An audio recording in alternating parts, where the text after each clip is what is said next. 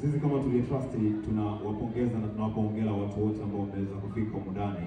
Kama unavyofahamu, taasisi ya Tulia Trust ni taasisi isiyo ya kiserikali ambayo inaongozwa na mkurugenzi wake ambaye ni rais wa Umoja wa Bunge Duniani, ambaye vile vile ni mbunge wa jimbo la Uyole, Mheshimiwa Daktari Tulia Ackson. Lakini kikubwa zaidi tunachukua na tunaomba nafasi hii kwa MC Luvanda, kwa wadau wako wote ambao wamefika, ndugu jamaa na marafiki ambao wapo katika eneo hili, kuwakaribisha kupitia mbio za Betika Mbeya Tulia Marathon ambazo zitafanyika tarehe 15 na tarehe 16 katika uwanja wa Sokoine.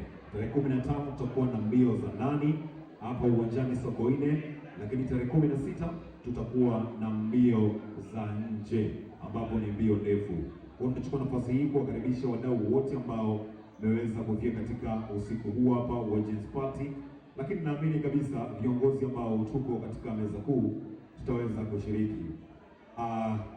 Mkuu wetu Kusaro amekuwa ni mshirika mzuri sana wa mbio za Betika Mbeya Tulia Marathon. Naamini msimu huu sio 5 tena, ni kilomita 10. Mungu atujalie uzima tu. Lakini pia kwa wadau wa madini kutoka mkoa wa Songwe, ni nafasi nzuri kabisa ya kuweza kutangaza biashara zetu kupitia jukwaa la Betika Mbeya Tulia Marathon. Hivyo basi tunawakaribisha wadau wote ambao tumeweza kufika katika tukio hili la Jeans Party, bila kusahau Coca-Cola, ndugu zetu wa Yas Air Tanzania na wadhamini wote ambao wamefika. Tunawakaribisha sana kwenye jukwaa la Betika Mbeya Tulia Marathon kwa mwaka 2026.